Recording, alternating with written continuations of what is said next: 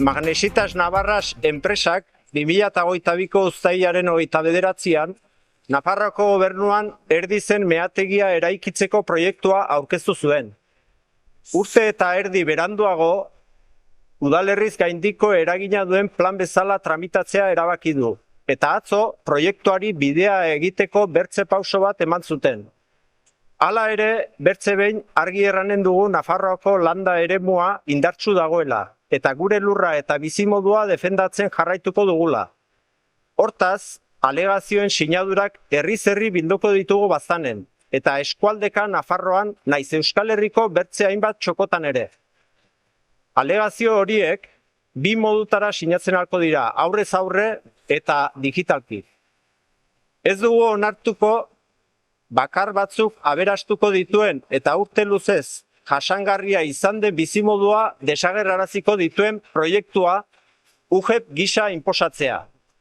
Gobernua naiz haren erabakiak babesten dituzten erakundeak seinalatzera gatoz.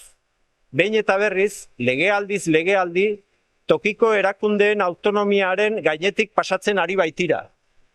Helburu bakarrarekin, herri lurrak ebastea multinazionalei oparitzeko.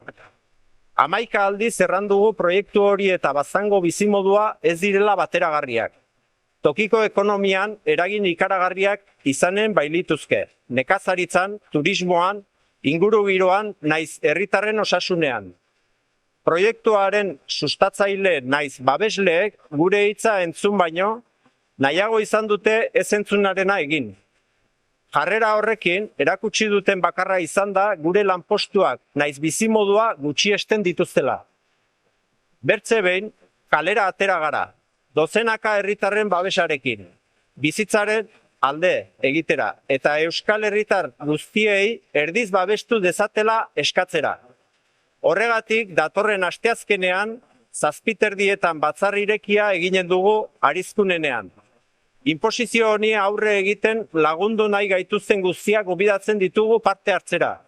Ez dugu etxiko, gure lurrak eta bizimodua defendatzen jarraituko dugu.